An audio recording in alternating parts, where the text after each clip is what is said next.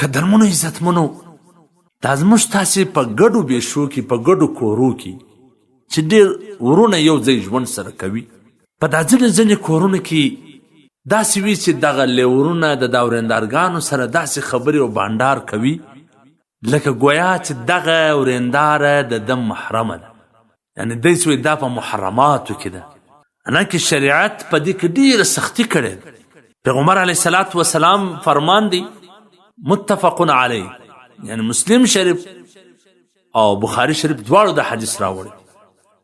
پیغمبر علیه السلام فرمای ایاکم والدخول علی النساء فقال رجل یا رسول الله ارأیت الحمو.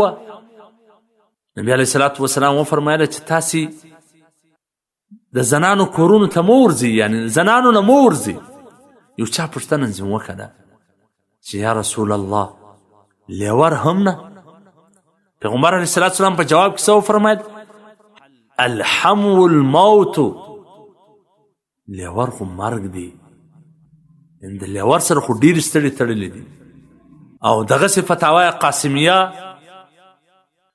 جل نمبر 23 صفحه نمبر 546 هغه دا لیکلي دي چې د ورېندارې سره یوازې خبرو کولو اجازه نشته.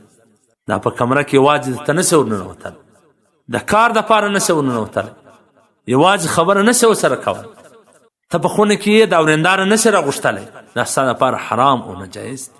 او د مزاق کولو د آزاد خبرو کولو خو بیخي اجازت نشته، ځکه په دې کې سخته فتنې اندېښې نشته.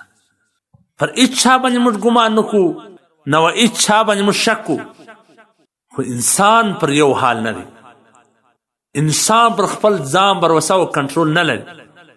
نو لهذا شریعت چې موږ ته کوم حدود راښولي دي د هغه حدودو څخه د تېرېدلو کې سراسر نقصان، سراسر تاوان چې کوم ځای شریعت موږ ته یو حدود راښولي دي هغه به نه کراسئ، هغه به نه اوړې، نو ستا ژوند به د مشکلاتونو د تکلیفونو د اندېښنو څخه خلاص وي.